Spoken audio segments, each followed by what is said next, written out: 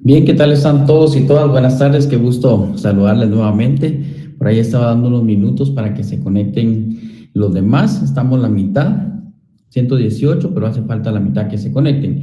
Sin embargo, pues vamos a dar inicio porque es importante empezar con el análisis de los delitos. Recuerden que tenemos bastante contenido que analizar. Entre los delitos que nos hacen falta, las propias faltas que vamos a analizar, las leyes penales especiales que también estaremos analizando.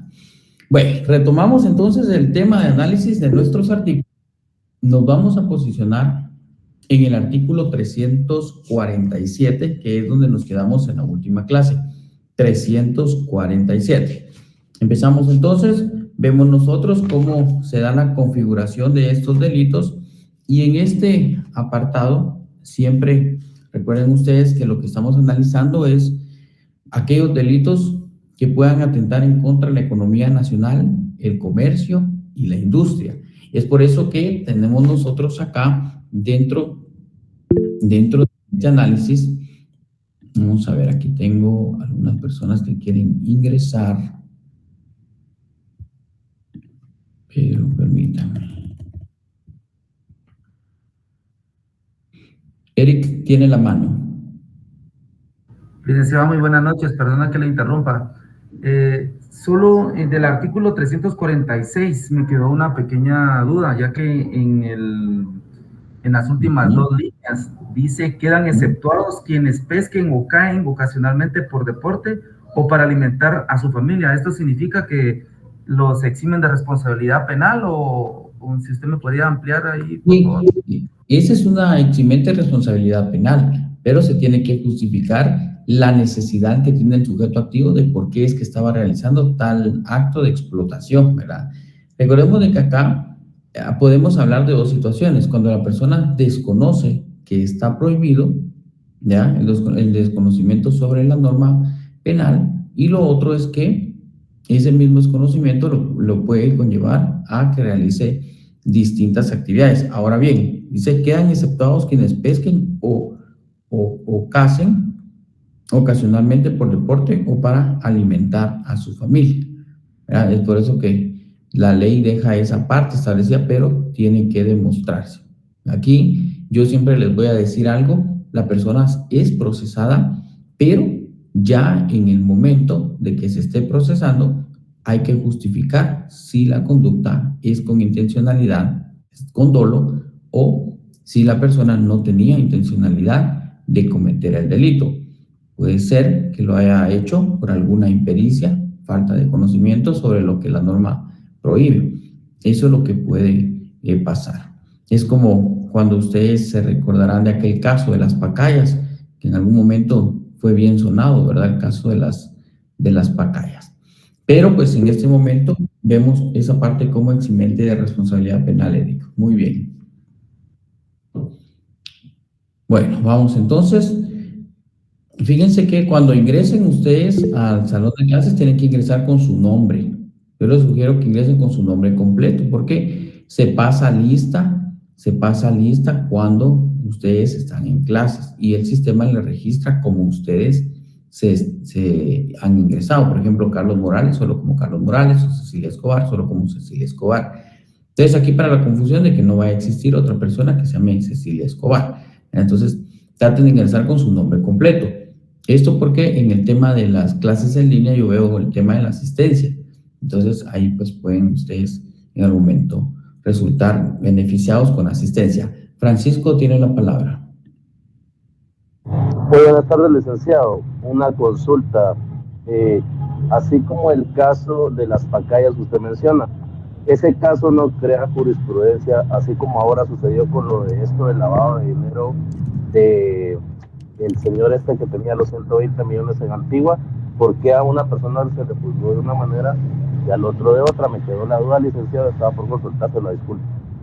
Ya, sí, fíjese que no es que siente jurisprudencia, sino que son casos que en su momento deben analizarse de forma concreta y conforme a los medios de investigación que se planteen, es que el juez tiene que resolver.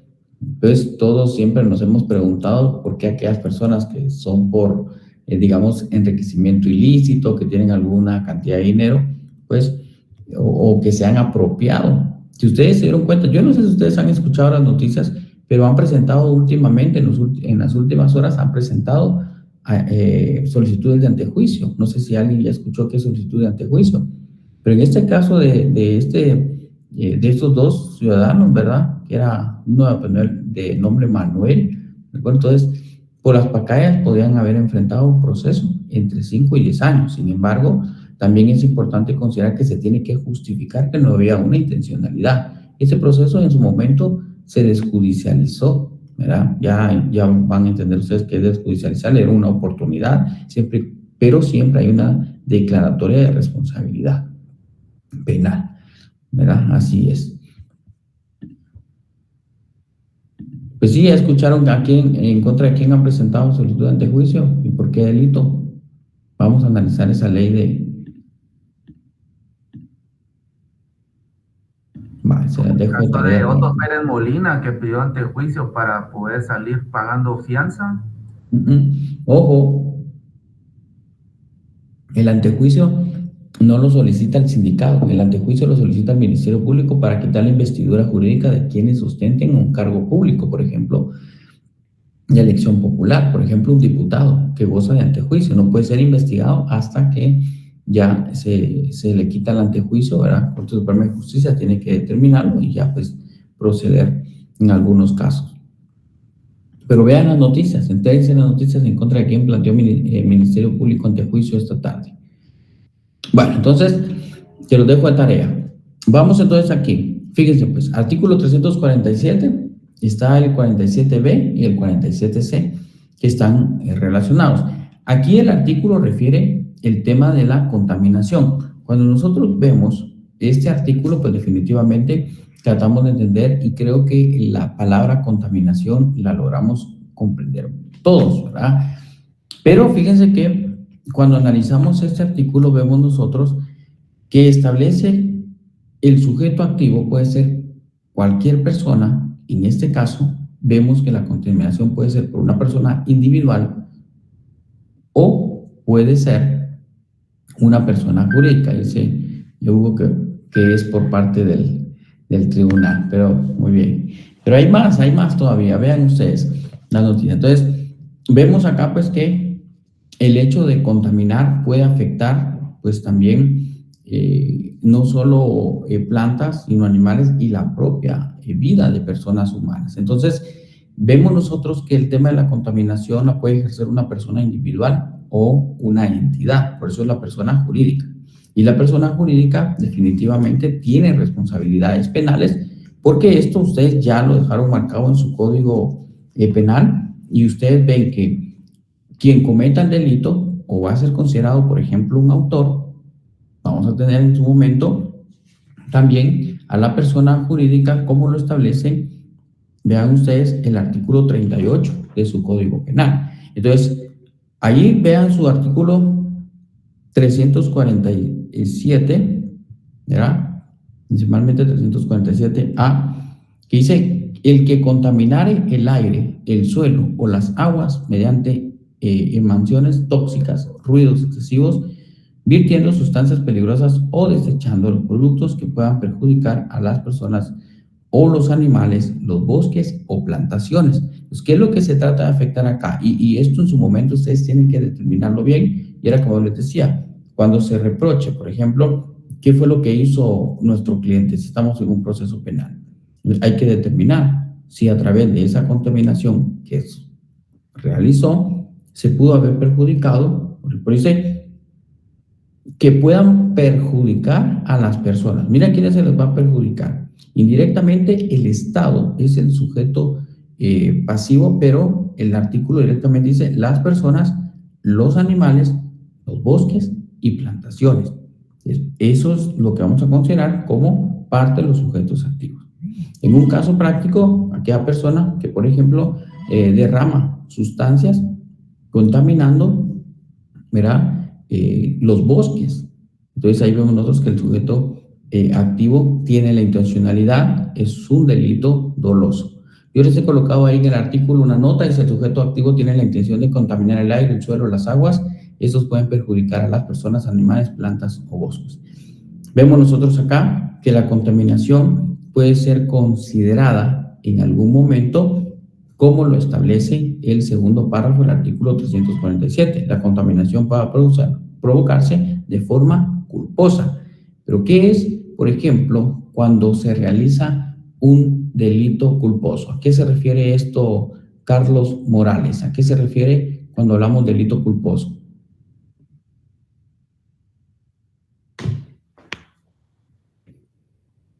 ¿Qué se refiere a esto, Carlos?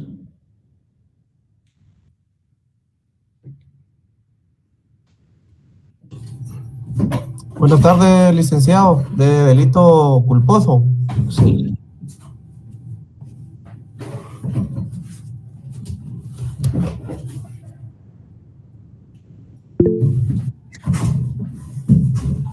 Ahora.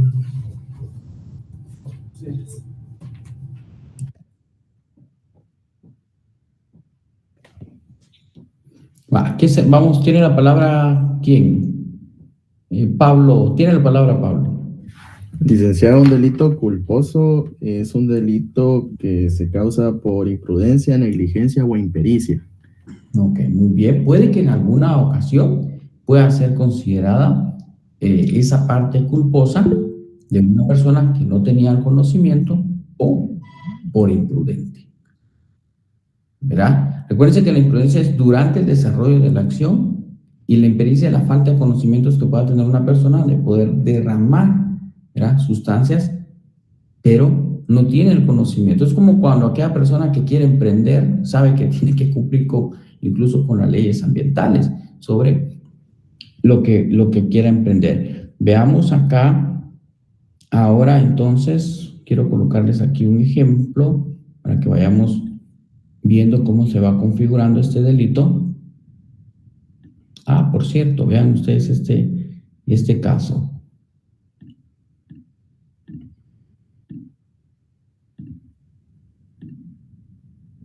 Yo creo que ya todo lo pueden observar ahí.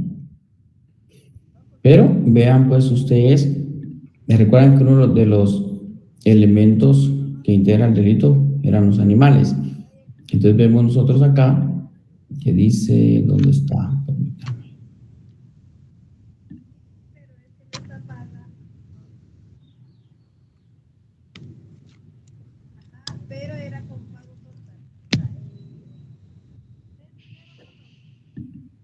Aquí está. Vean pues, este es un caso pues real, pero vean ustedes, procesan a 3 personas por contaminación. Ahorita vamos a ver la contaminación industrial, pero se relaciona, y contaminación de medidas sanitarias. Y en este caso, el Ministerio Público determinó que polleras y criaderos de marranos establecidos en el municipio de Matitlán no contaban con plantas de tratamiento ni permisos sanitarios.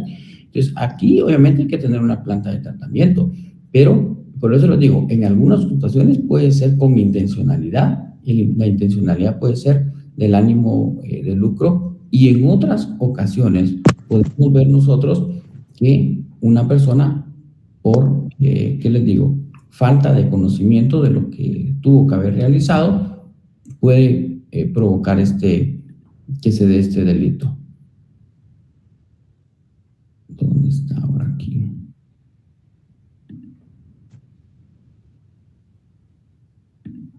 Esperen ustedes que se me ha ocultado la pantalla.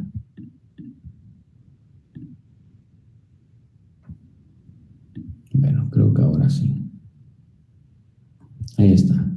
Vean, pues entonces, si vemos el caso de manera concreta, dice que el Ministerio Público a través de la Fiscalía de Delitos contra el Ambiente, entonces tomen nota, porque ustedes saben que acá quienes pueden conocer estos delitos es la Fiscalía de Delitos contra el Ambiente. Ya en su momento procesal ustedes tienen que ir a esta fiscalía. Dice, logró que quedaron ligadas a proceso penal, es decir, fueron procesadas 3 personas por su presunta responsabilidad en la contaminación industrial.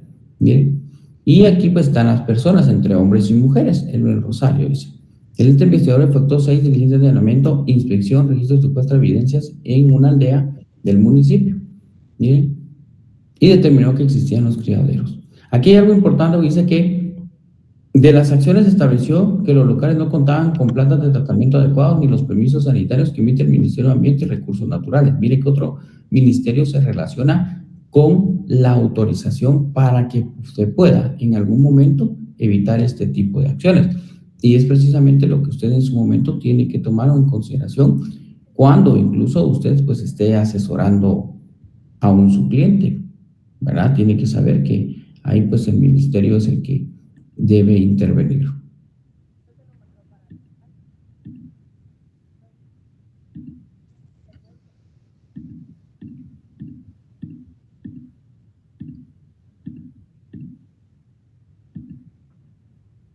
Vamos a ver.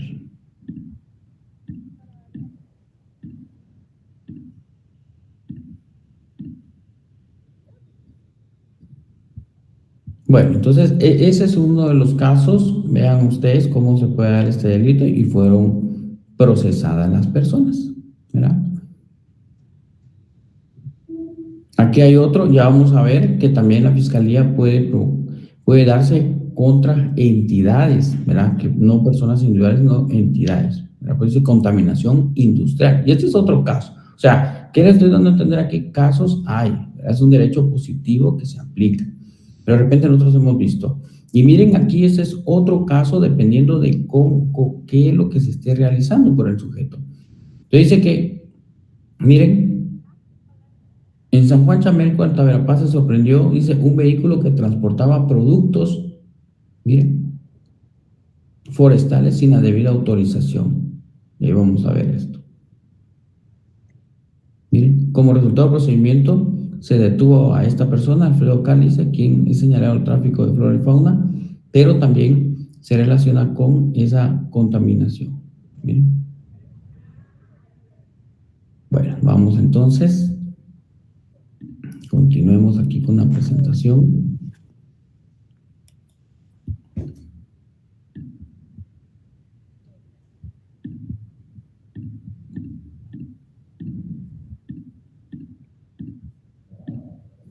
Vale, entonces, vean, pues está el artículo 347b y vean ustedes lo que establece.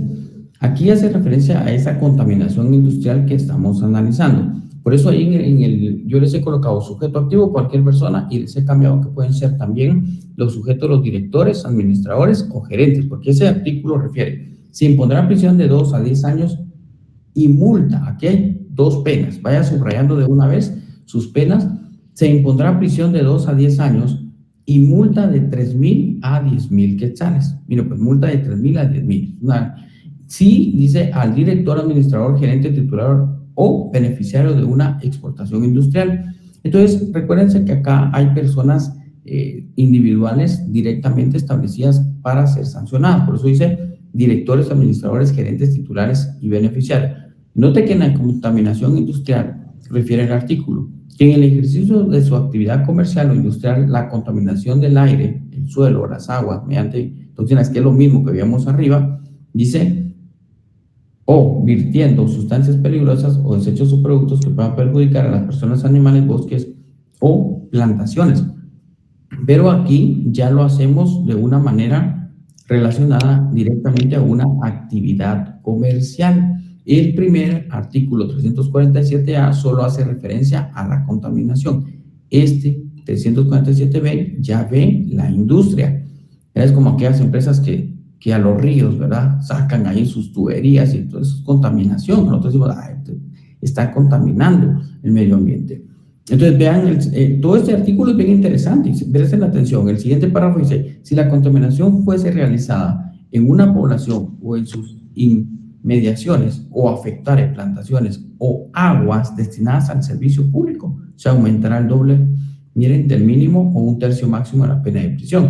Aquí hay una circunstancia que modifica la responsabilidad penal, es decir, hay una circunstancia agravante, pero ahí se determina en esa pequeña parte. Vean que aquí directamente la actividad ilícita de contaminar se da en la población. Dice si se realizare en una población determinada.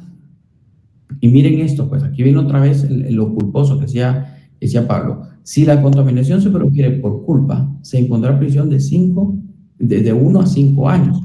Note que como ya estamos en un tema industrial, entonces aquí ya se sanciona con pena, dice, de prisión. Si la contaminación es por una persona, por ejemplo, normal, individual, pues vemos nosotros que solo es multa.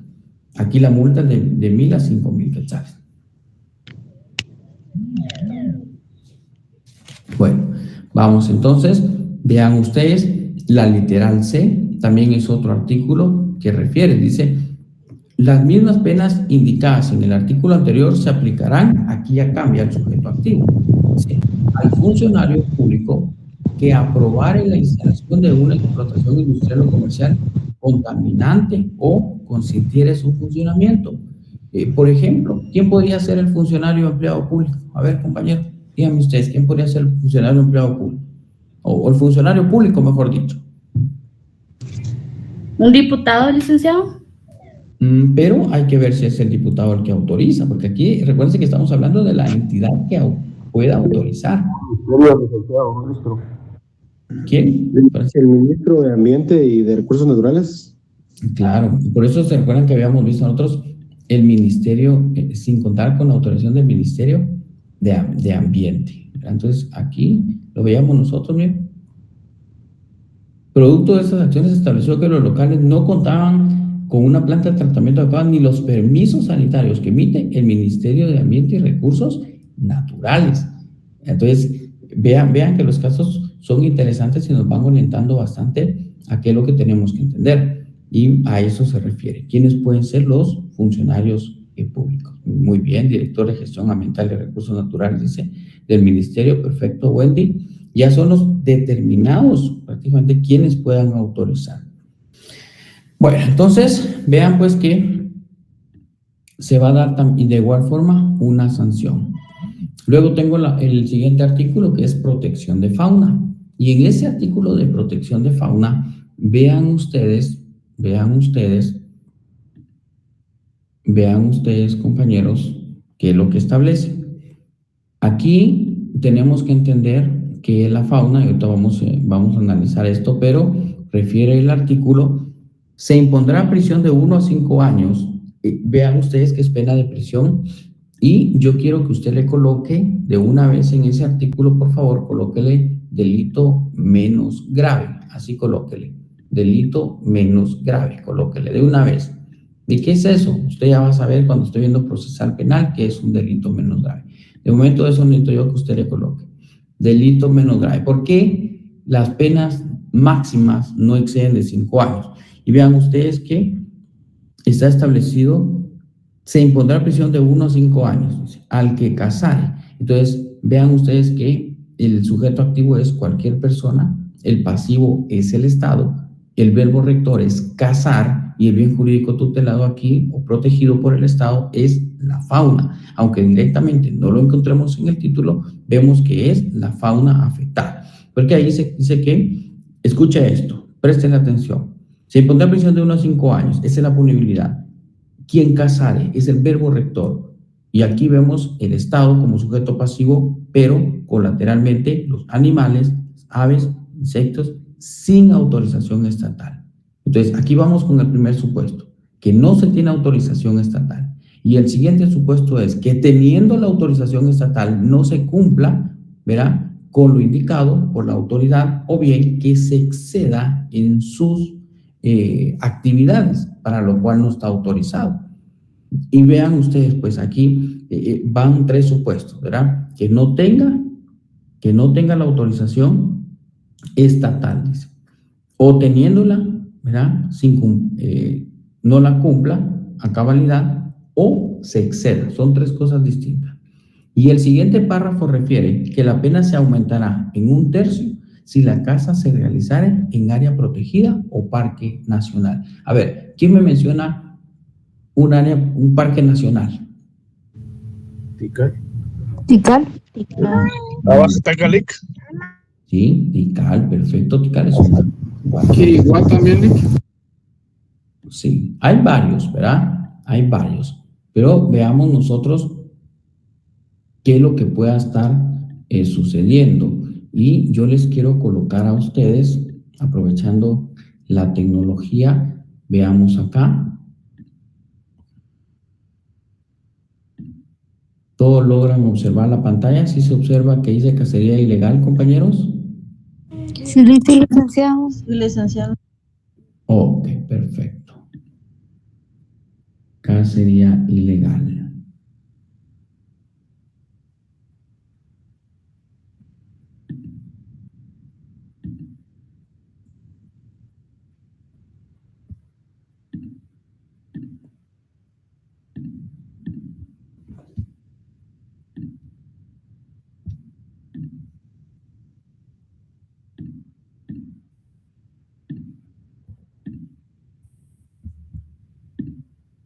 Bueno, vamos entonces, analicemos acá.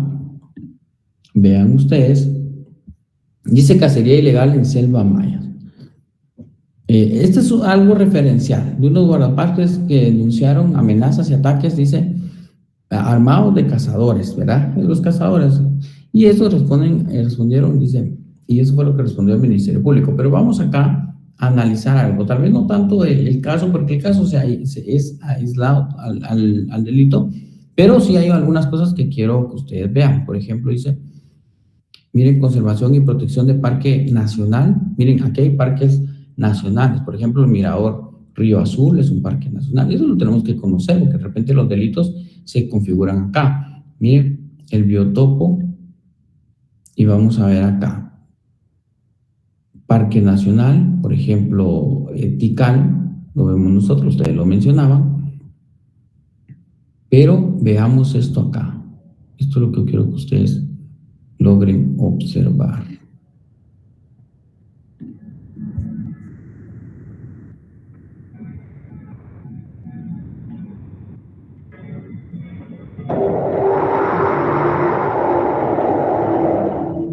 It's very important to recognize the enormous contribution of our team of park guards that we call our Genesis group, our Genesis team of park guards, that are joining forces to patrol the rainforest of Selva Maya. They are adequately equipped, trained, and motivated by our leader, Francisco Asturias, to ensure the intensive patrolling of this park, which has resulted in the almost completely stopping illegal hunting and illegal timber extraction. Ya se está empezando a utilizar el resultado de estos estudios para poder influir en los gobiernos nacionales e internacionales en la necesidad de la conservación y la protección de las especies que reflejan en estas cámaras. Los animales son curiosos y se acercan siempre a observar cuando hay ruidos o cosas nuevas en sus áreas. Sabemos ahora en qué rango de área se mueven. Para mí, Paco Asturias es un héroe. Lo veo como un héroe porque está vigilando para defender y tiene el interés de eso. Necesitamos 1000 Paco Asturias en el país. ¿Y por qué? Porque le importa. Sabe la importancia de eso y quiere que sus hijos vivan en un mundo mejor. Si cada quien tiene el interés de que sus hijos viven en un mundo mejor, ¿cómo estaríamos? We have seen in our camera trap that they have a disintent is very, very important. The work of our park guards is very, very tough. It's very, very dangerous. And we need to make sure that they have all the support they need. Fundaeco needs to ensure the long-term presence of its park guard. Bueno, entonces vemos nosotros pues que es parte de la protección estatal también que se da. Las políticas de protección estatal conllevan no solo a las entidades estatales, sino también a las entidades que se encargan de la persecución de distintas actividades criminales, en este caso el Ministerio Público. Y entre las políticas de persecución penal del Ministerio Público están incluidos la protección a la flora y a la fauna, ¿verdad? Como prioritarios. Bueno, entonces vemos nosotros, pues ya veíamos este documental. Continuemos, vamos ahora al siguiente artículo, la quiebra fraudulenta. Aquí cambia el sentido, cambia totalmente, y vemos nosotros acá, dejamos el tema de los animales, dejamos el tema de la contaminación, y nos vamos a el análisis de quienes puedan ser, por ejemplo, considerados comerciantes o quienes en algún momento sean una entidad bancaria, financiera, aseguradora, cooperativa, que pueda declararse en quiebra afectando a los acreedores, afectando la economía nacional. Entonces, ¿por qué ha sucedido? ¿Verdad? Ha sucedido que empresas se declaran en quiebra y cuando se declara en quiebra, ¿a quién le exigimos? ¿Verdad? Es deudor. Eso es como, imagínense, usted tiene una relación con un comerciante, usted le da mercancías, se declara en quiebra, no tiene cómo pagarle, le afecta en su patrimonio. Por eso, fíjense que el bien jurídico tutelado es la economía nacional, definitivamente, pero también el patrimonio de personas que han dado digamos, un intercambio de un valor y el comerciante pues ya no tiene cómo pagar. Pero ¿por qué es quiebra fraudulenta o quiebra con intencionalidad? Vean lo que establece el artículo 348, por favor. 348 establece quiebra fraudulenta. Dice que el comerciante que haya sido declarado en quiebra, vea esto, el comerciante que haya sido declarado en quiebra será sancionado con prisión de 2 a 10 años e inhabilitación especial por el doble de la... Bueno, entonces marque, por favor, vea que hay una pena accesoria, hay una principal, pero hay una pena accesoria para el ejercicio del comercio. Para el ejercicio del comercio.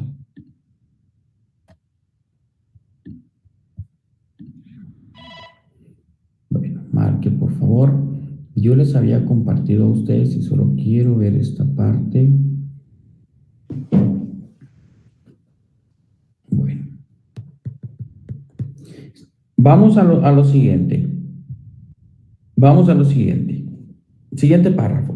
Cuando se trate de quiebra fraudulenta, dice, de un banco, aseguradora, reaseguradora, financiadora o reafianzadora, note que acá deja de ser el comerciante y se va a otras entidades, incluso que estén o que deban ser supervisadas por la Superintendencia de Bancos.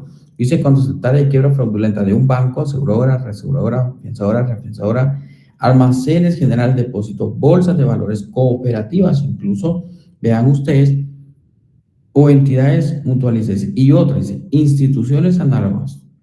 Y aquí cambia, ahora bien dice, los directores, administradores, gerentes, liquidadores y accionistas que resulten responsables, escucha esto, o se hayan beneficiado.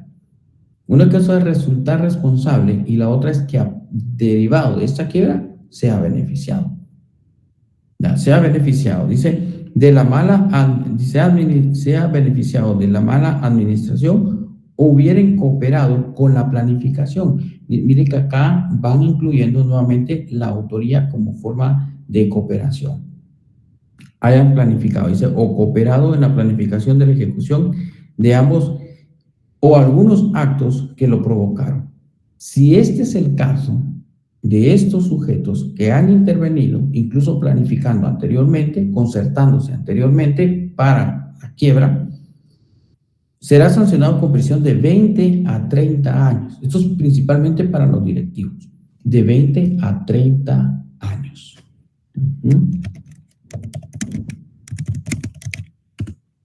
De 20 a 30 años, fíjense.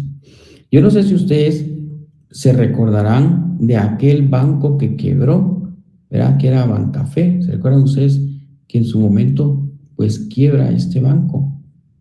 Quebró totalmente. Entonces, ese es un ejemplo. Y ahí, pues, los directivos, ¿verdad? Procesados.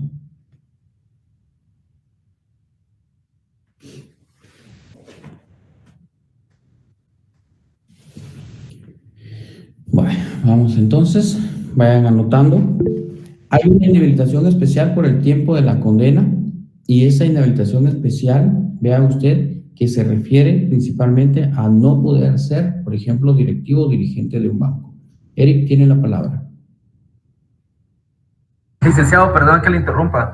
Solo tengo duda con la pena accesoria. O sea, que si le dan 20 años exactamente de prisión, o sea que serían 40 años de inhabilitación especial de pena accesoria. Sí, porque es el doble, ¿verdad? Es el doble. Ok, muchas gracias. Por el doble tiempo de la condena. Imagínense, ya no puede, pues, ¿en quién va a confiar? Aparte, ¿quién va a confiar en una persona que haya llevado a la quiebra a una entidad y haya afectado a todos los acreedores? ¿Verdad? Entonces, el verbo rector aquí es esa actividad de quebrar. Vean ustedes aquí, ya viene otra parte interesante, dice que la prescripción de la responsabilidad penal y de la pena no beneficiará al responsable de la quiebra declarada fraudulenta en caso de evasión o fuga. Entonces, no tomen nota, donde dice la prescripción de la responsabilidad penal y de la pena no beneficiará al responsable de la quiebra declarada fraudulenta en caso de fuga o evasión. Entonces, vean que ahí lo establece esto. Luego refiere, no podrá aplicarse al procesado alguna clase de medidas sustitutivas ni concedérsele por ninguna causa al sentenciado, dice, a prisión por ese delito. Ahora, fíjense pues, si ustedes se dan cuenta, cuando iniciamos el curso, yo les mandaba a ustedes una declaratoria de inconstitucionalidad de carácter general parcial, que es la que ustedes ya deben de tener en su artículo. Entonces, esa parte, esa frase donde dice no podrá aplicarse al procesado alguna clase de medida sustitutiva, no, subrayenlo si no lo tiene. Esa parte dice no podrá aplicarse al procesado alguna clase de medida sustitutiva, eso está declarado inconstitucional. Y esa declaratoria de inconstitucionalidad es de fecha, ¿verdad? Publicado el 12 de diciembre del año 2023. Entró en vigencia el 20 de diciembre de 2023. Es reciente. Si ustedes no han cambiado de su código, pues definitivamente van a encontrar que esto es bien reciente.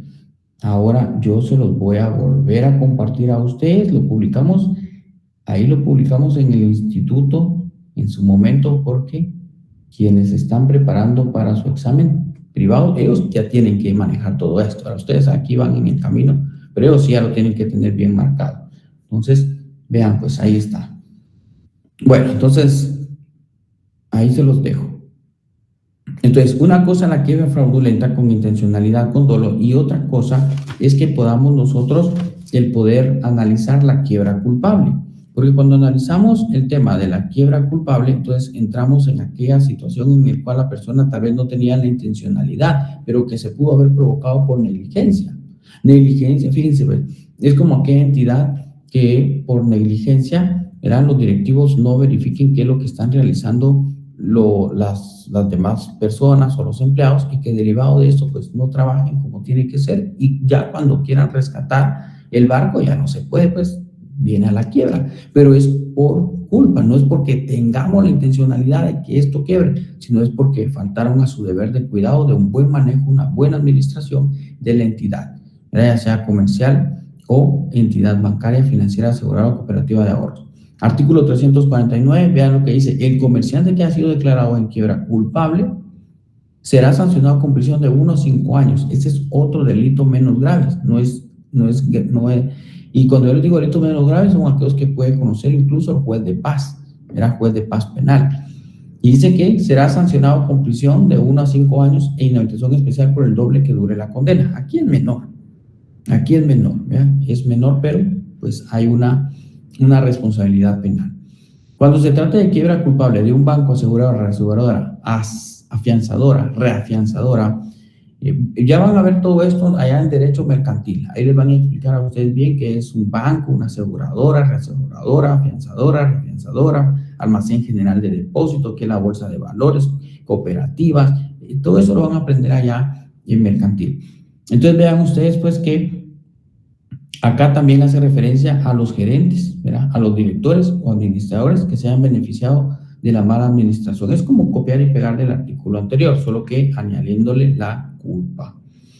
Vean que al final dice la prescripción de la responsabilidad penal y de la pena no beneficiar al responsable de quiebra culpable.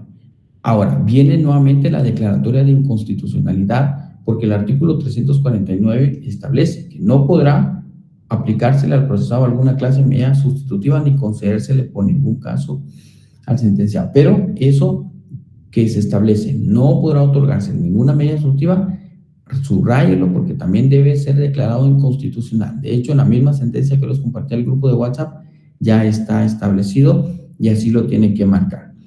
Porque en su momento ya ustedes en procesal analizarán qué delitos no gozan de medidas sustitutivas y estos son 2 delitos que anteriormente no gozaban, ahora sí el juez puede otorgarle una medida sustitutiva.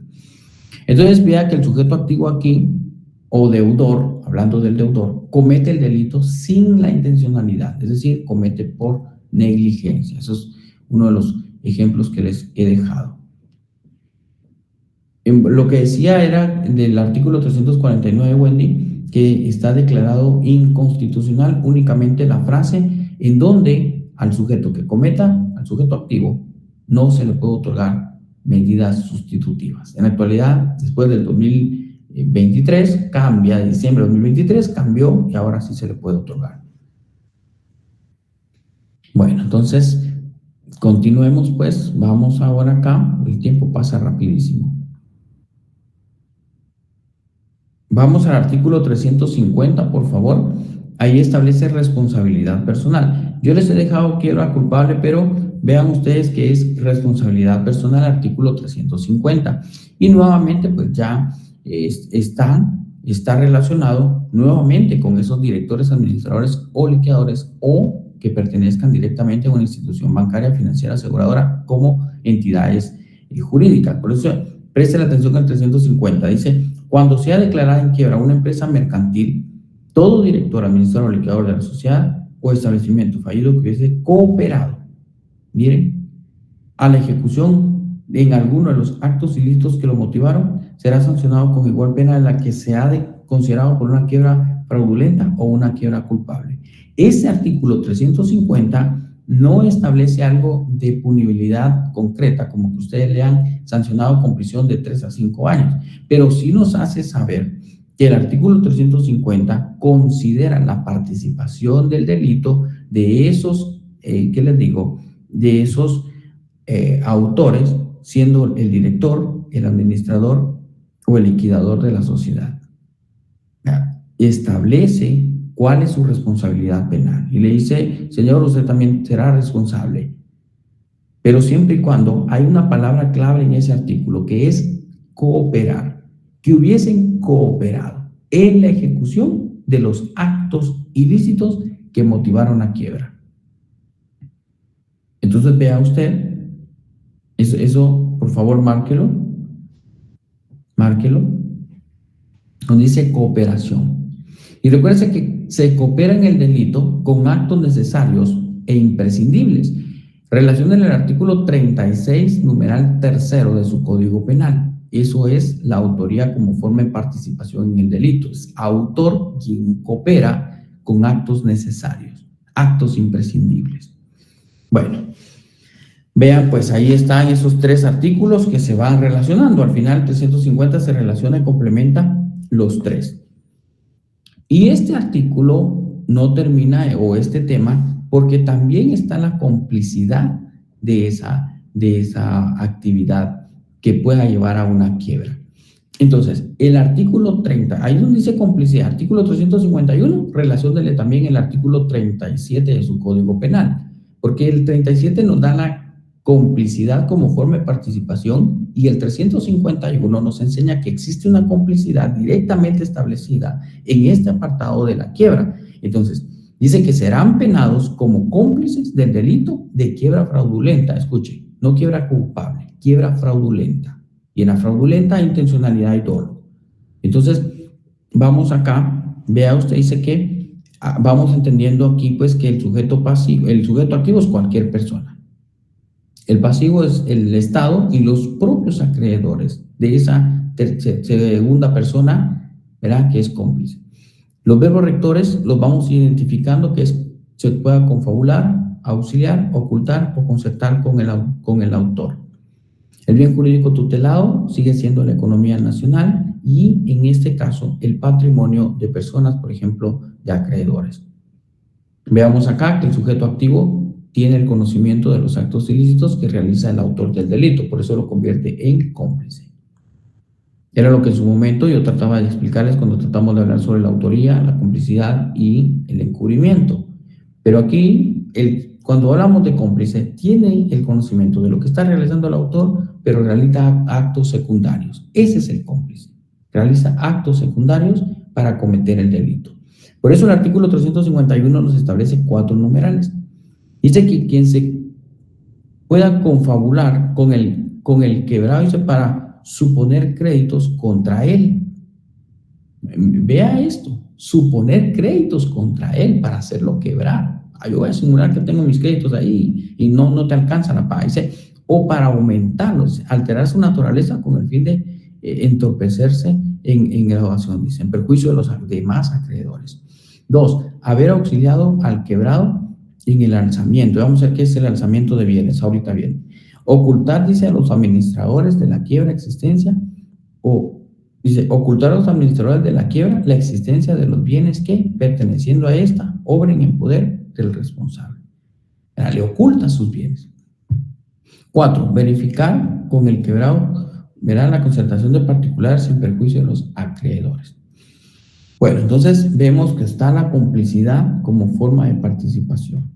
Ahora, vamos al siguiente artículo. Este es el alzamiento de bienes. Creo que este es otro delito que lo hemos mencionado, que lo hemos escuchado en una práctica, pero ¿qué es el alzamiento de bienes? Bueno, vean, pues el artículo 352 en el tema alzamiento de bienes refiere quien con propósito y para sustraerse al pago de sus obligaciones. Si nosotros analizamos el tipo penal, esa parte donde dice quién es cualquier persona. O sea, que el alzamiento de bienes dice quién, dice, pero vea usted el elemento aquí, de propósito, y si dice de propósito porque tiene la intención, el dolo, quien de propósito y para evitar sustraerse al pago. ¿Verá? De propósito y para sustraerse al pago de sus obligaciones. Esa parte donde dice de propósito y para sustraerse al pago, esa parte de sustraerse, quiero que ustedes lo comprendan o le hagan la anotación evitar. O sea que esa parte de sustraerse vamos entendiéndola como un sinónimo de evitar. Entonces ya interpretamos el artículo, dice quien de propósito para evitar el pago de sus obligaciones. Miren, pago de las obligaciones. Dice, se alzare con sus bienes. ¿Pero qué es alzar? Aquí está en la pantalla. Yo se los he dejado a ustedes ahí como una pequeña definición que dice que alzamiento de bienes, escuchen pues, es un delito que comete la persona que, habiendo contraído deudas y siendo conocedor de dichas deudas, oculte o haga desaparecer todos o parte de sus bienes con la finalidad de que el acreedor tenga mayores dificultades para cobrar. Yo no sé si ustedes han conocido a alguien tal vez así, que se endeuda y luego pues anda ahí. Miren las actividades de la quiebra. Siga la lectura. Dice, se alzare con sus bienes, los enajenare, los venda, los transfiera, los enajenare, los venda, los gravare, los hipoteca a favor de alguien más. Obviamente, recuerden que si está hipotecado a favor de alguien, no se puede tan fácil, verá, ejecutar el bien, o los oculte, simplemente los ocultó, verá. Hay bienes que se pueden ocultar, hay otros que no. Por ejemplo, un inmueble no lo podemos ocultar, pues, pero por ejemplo hay bienes como por ejemplo el dinero, eso sí se pueden ocultar, ¿ya? Bueno, dice, o los ocultare, simulare créditos o enajenaciones, sin dejar persona que lo represente. O, escuche pues, los vende, pongamos el ejemplo de la venta, los vende, siga la lectura, sin dejar bienes suficientes para responder al pago de sus deudas. O sea, aquí que están a entender que el sujeto responsable del delito tiene bienes, tiene deudas, los vende y cuando ya venga el acreedor a cobrar, ya no tiene nada.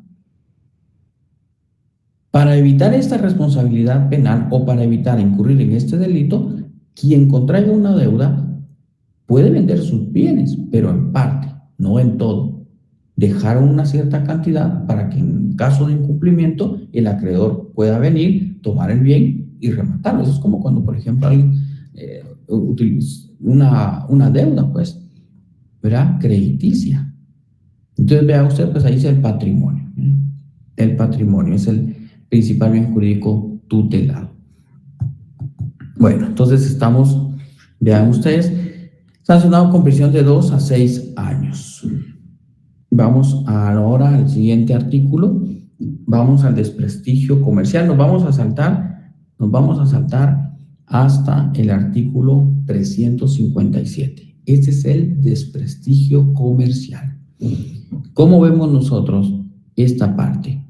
Vamos a ver, aquí tenía un ejemplo de alzamiento de bienes y lo voy a colocar de una vez para que ustedes vean.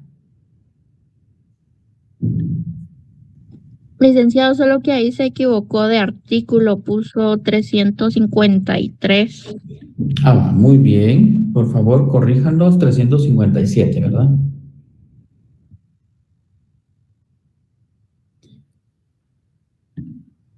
Gracias, compañera. Bueno, vean, pues aquí está, miren. Sentenciado por el delito de alzamiento de bienes. Veamos el caso. Dice, el Ministerio Público, por medio de la Fiscalía Metropolitana, miren, aquí ya es otra fiscalía, ya no es ni medio ambiente, presentó medios de prueba que permitieron que el 1 de agosto, dice, del presente año, Nicolás, dice, recibiera una condena de 4 años de prisión conmutable. Mire, como es de 4 años, fue conmutable, y el pago de una multa de 1.500 quetzales derivado del alzamiento de sus bienes. Pues, si ustedes se dan cuenta, fue una multa de 1.500 quetzales. Según las investigaciones, dice que Ramírez se le atribuye que en el 30 de junio de 2019 evitó el pago de 50,000. Miren el pago que tenía que hacer, 50,000. Y le vendió a otra persona un inmueble en el que ya pesaba gravamen hipotecario, o sea, se lo vendió, ¿verdad? Por tal razón se presentó la denuncia. Y eso fue el hecho por el cual fue que lo condenaron. Miren ustedes, ahí está, pues, conmutable. Se dictó la sentencia por el delito de alzamiento de los bienes. Entonces vamos a corrijamos, por favor, ahí en la presentación 357, el desprestigio comercial. Cuando analizamos este artículo, vean ustedes que refiere quién, y aquí vamos a encontrar que es cualquier persona al sujeto activo. Imputar en creo que alguien tiene la palabra por ahí, ¿no? Dice, ¿quién? Ojo, sujeto activo. Francisco, ¿tiene la palabra? Licenciado, disculpe, en ese caso la hipoteca que él se lo había vendido a otra persona, cuando lo declararon culpable, ¿qué sucede con el bien que fue vendido aunque tenía gravamen? Fíjese que, bueno, buena pregunta. Y aquí tenemos que entrar en dos situaciones. Uno, si la persona que compró tomó el deber de cuidado. Es, por ejemplo, Francisco, que usted compra el bien. Pero usted tiene, cuando uno compra un bien, tiene que tener el deber de cuidado sobre lo que se está adquiriendo. Ahora, si la otra persona obró con intencionalidad, con dolo, a sabiendas de que lo estaba dando para evitar que se lo rematara a aquella entidad, entonces ahí pues ya hay un alzamiento. Ya, pero el sujeto tiene el conocimiento determinado. Usted, Francisco, si va a comprar algo, tiene que tener el deber de cuidado. La buena fe simple no se presume. La buena fe calificada es la que aplica en el proceso penal. La buena fe calificada es la que le demostrará al juez que usted tomó el deber de cuidado. ¿Qué significa esto? Que actuó siendo diligente. Esto se traduce a que usted investigó el bien. Usted posiblemente fue engañado que tenía esa hipoteca, aunque en la actualidad que nos engañen que está libre de gravámenes es difícil, porque vamos a los registros de la propiedad y lo consultamos. Pero si el sujeto tenía conocimiento ¿Qué pasa con el bien? El Estado puede venir, ¿verdad? Y declarar la nulidad, ¿verdad? La nulidad sobre ¿qué les digo? La nulidad sobre la contratación, la nulidad sobre el negocio jurídico. Y a eso se refiere. El Código Civil establece las nulidades de los negocios jurídicos, que eso es parte de lo que están viendo ahorita en derecho civil, ¿verdad? Recuérdense que un negocio jurídico, para ser válido, se necesita que no tenga vicios. ¿Estamos, Francisco? Sí, gracias, licenciado. Solo me queda la duda siempre si el juez en algún momento puede alzar ese bien entonces de nuevo al favor de la otra persona. Sí entiendo que el negocio tiene que ser lícito en el área civil, ¿verdad? Pero a la hora del área penal, cuando se da la sentencia, si el juez en algún vicio encuentra algún vicio, entonces puede regresárselo a la persona que lo tenía grabado anteriormente. Sí, puede otorgarle, ¿verdad? Como parte de una reparación del daño causado. No alzarle, porque el alzamiento ya sabemos qué es, ¿verdad? Entonces, ¿cuándo puede alzar?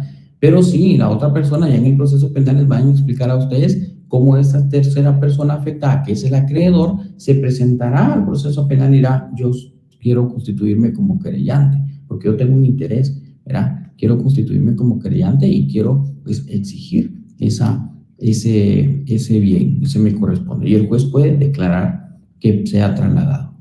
Sí lo puede hacer, Francisco. Gracias, licenciado. Muy bien. Bueno, entonces vamos al desprestigio comercial. Vean ustedes, pues márquenlo. Dice que quien imputare falsamente a otro, dice, un hecho que le perjudique en el crédito, confianza o desprestigio que mereciere en sus actividades comerciales. Vamos a ver si alguien me da un ejemplo de este desprestigio comercial. Por ahí anduvo bastante un caso de desprestigio comercial. ¿Como Infornet, licenciado? ¿Cuál? Como Infornet. Como el caso del Pinulito. El de Pinulito. El de Pollo Pinulito. De la Ratatouille. Creo que es más aquí, ¿verdad? Que el informe, porque dice: quien imputare falsamente a otro un hecho que le perjudique en el crédito, confianza o prestigio que mereciere en sus actividades mercantiles. Es decir, que alguien diga que los productos de una entidad son de mala calidad, ¿verdad? Ustedes ya pusieron el ejemplo, muy bien. A eso se refiere el descrédito. Y podemos utilizarlo a través de la tecnología, a través de redes sociales. Mira, vos ya te enteraste. ¿Qué fue lo que pasó en ese caso? Mira, que había una rata y todo eso, pues afecta al comercio guatemalteco, la economía nacional, estamos en el tema, el patrimonio de una persona, el sujeto activo, cualquier persona, el pasivo, el comerciante, la sociedad mercantil o la empresa mercantil. ¿Ya? Bueno, vamos con el siguiente. La competencia desleal. ¿Esto qué significa? Que se debe de velar por que el comercio sea ejercitado por comerciantes que mantengan ese mismo. Mire, es como que una persona venda pongamos un ejemplo sencillo. En el mercado. La libre papa a una persona la vende a 2 quetzales y la otra persona la vende a 6. Definitivamente todos van a ir con los que vende 2, los mismos productos. Entonces, eso es lo que tiene que ver. Pero ya la competencia leal se encuentra regulada y legislada. Vamos al artículo 358. Dice: quien realizare un acto calificado como de competencia desleal de acuerdo a las disposiciones sobre esta materia contenidas en, escucha esto, Ley contra la Propiedad Industrial que lo establece, será sancionado con multa de 50,000 a 100,000 quetzales. Es bastante elevada. Y vean ustedes, pues, qué es lo que vamos a entender por esta parte de la competencia desleal. Para el efecto, vean ustedes, vamos a empezar con un fundamento, que es el artículo 362 del Código de Comercio. Ahí se establece. Vamos aquí, les voy a proyectar esto, que se me hizo el Código de Comercio. Aquí está. No, espérenme. Espérenme ustedes. Aquí está. Vean, pues, esa es una definición, el Código de Comercio lo establece, ya lo verán ustedes también allá en su derecho mercantil. Pero vean pues que se me hizo, aquí está. Vean ahí, por favor léanlo mientras yo lo ubico aquí.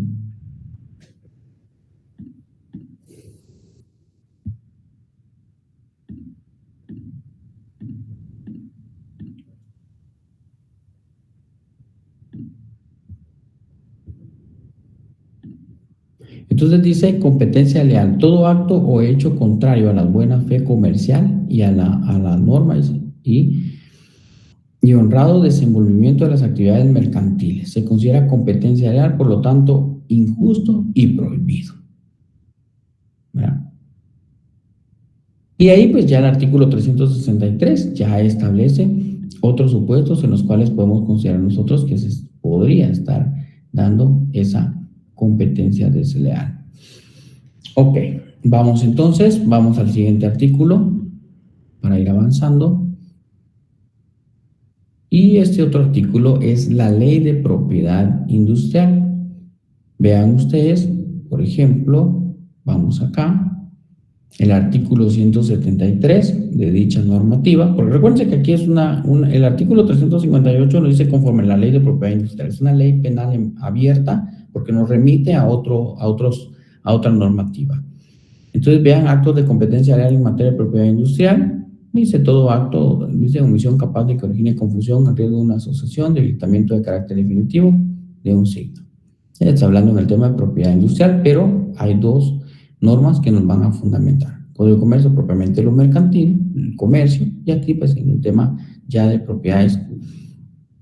Vean, por ejemplo, el modo de cómo se da la fabricación, los bienes, servicios, los productos de una empresa, el desacreditamiento,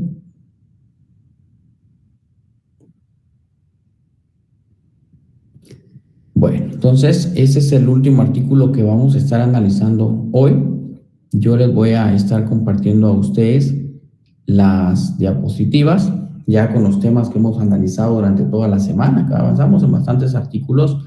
Eso es para que ustedes vayan tomando nota, los estén marcando en su código, pero pues ya para el tema de examen pues van a venir casitos así prácticos que ustedes tienen que resolver, que son de los artículos más comprensibles, ¿verdad? Que vemos en la práctica.